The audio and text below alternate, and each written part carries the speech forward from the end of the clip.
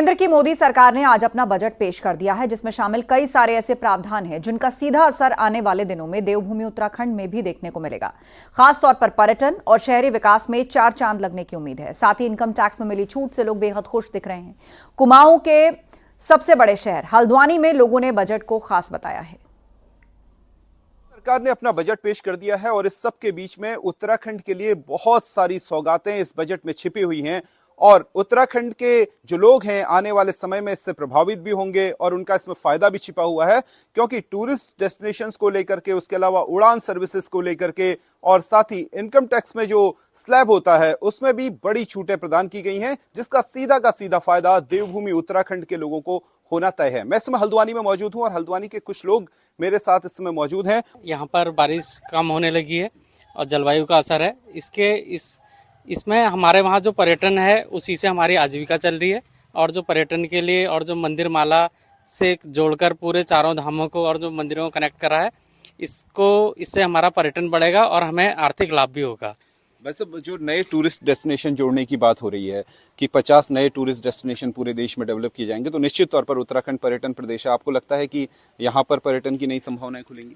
देखिए, वैसे तो ये हमारी देवभूमि माना जाता है और अभी देश विदेशों में उसकी बहुत वो है, तो मेरा मानना है कि ये ज़्यादा डेवलप होंगे। तो इस तरीके से उत्तराखंड के लिए बहुत सारी चीज़ें इसमें छिपी हुई हैं। और भी हमारे साथ लोग मौजूद हैं। जो बजट है उसमें टैक्स में बहुत ज़्यादा रिबेट दी जा रही है। 12 लाख तक जो मध्य वर्ग है उसको अब टैक्स नहीं देना पड़ेगा। इस पर आप देखिए, ये जनरल कैटेगरी के लिए काफ़ी शुभ समाचार है, बहुत बढ़िया है। और जिस प्रकार से इस बजट में देखा, और उत्तराखंड के लिए काफ़ी सौगात है।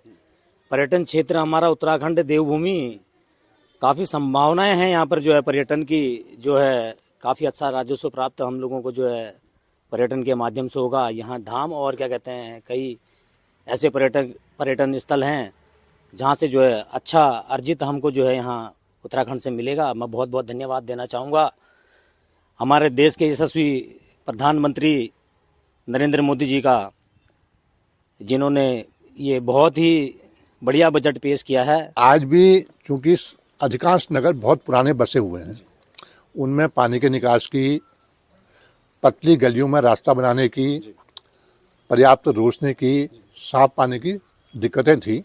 मैं समझता हूं कि इस बजट से शहर का आम आदमी जो पतली से पतली गली के अंदर रहता है, उसको भी जो मौलिक सुविधाएं हैं वो मिल पाएंगी और उसका जीवन स्तर ऊंचा उठेगा, तो देश का जीवन स्तर ऊंचा उठेगा। जी, इस महंगाई के दौर में हर चीज़ महंगी होते जा रही है, तो सरकार ने यह एक उचित निर्णय लिया है और आम आदमी को, इसमें मध्यम वर्ग को जो राहत दी है, तो यह सरकार का एक उचित कदम है और इस कदम का हम स्वागत करते हैं। जो ये स्लैब वाली बात है, इनकम टैक्स वाली बात है, ये वास्तव में क्या है कि जिस तरीके से सरकारी सेवाओं में अभी पे स्केल लग रहे हैं, अब जैसे 8वें वित्त आयोग की भी बात आ रही है, तो मैं इसको बहुत दूरंदाजी वाला निर्णय मानता हूँ। और सरकार को, मेरे को लगता है कि सरकार शायद जल्दी ही, जैसी उसकी मंशा है, 8वां पे स्केल वो लगाएगी, तो अचानक ही जो सरकारी कर्मचारी हैं वो उसका असर नीचे की संस्थाओं में भी आएगा, तो लोगों की इनकम जरूर बढ़ेगी। जो वो निश्चित तौर पर 12 लाख की सीमा को छुएगी, तो सरकार ने उसका पहले से ही एक कह सकते हैं कि